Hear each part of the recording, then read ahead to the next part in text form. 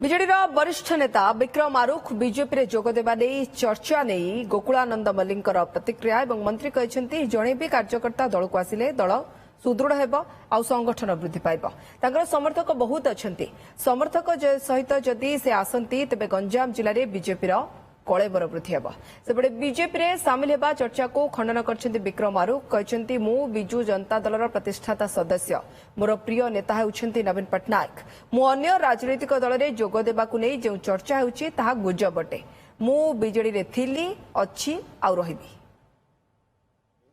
निश्चित भाव देखु जड़े भी कार्यकर्ता भी जब भारतीय जनता पार्टी मिसिब से दल सुदृढ़ होची संगठन वृद्धि पाउची। जदि जड़े नेता आसवे संगठन निश्चित भाव वृद्धि पाइबे। तांकर तो समर्थक बहुत अच्छा जो माने नेतृत्व नियंती समर्थक था तेणु समर्थक सहित जदि आसती निश्चित भाव से गंजाम आहरी भारतीय जनता पार्टी सुदृढ़ हम।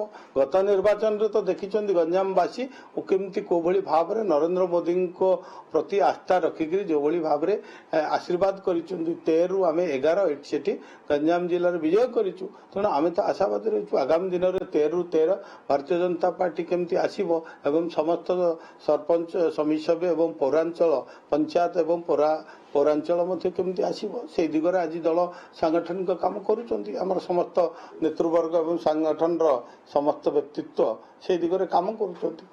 शुणु मुझे विजु जनता दल प्रतिष्ठाता सदस्य। मोर प्रिय नेता होती श्रीजुक्त नवीन पट्टनायक। मो प्रिय दल हूँ विजु जनता दल। मु विजु जनता दल रे प्रतिष्ठा दिन ठारू आंतरिकतार सहित कार्य कर आज शुणा पाइली विभिन्न गणमाध्यम रे गोटे चर्चा चलती मु अन्य राजनैतिक दल को जोग देवाई जाऊँगी। ये केवल ये गोटे आलोचना एथिरे कौन सत्यता नहीं। मु विजु जनता ये गुजब मात्र मु विजु जनता दल रे थिली अच्छी एवं रही।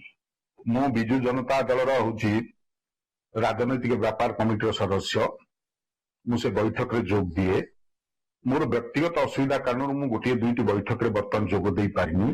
ताकू नहीं जदि चर्चा करा विक्रम आरुख असंतोष अच्छा ये अमूलक मात्र।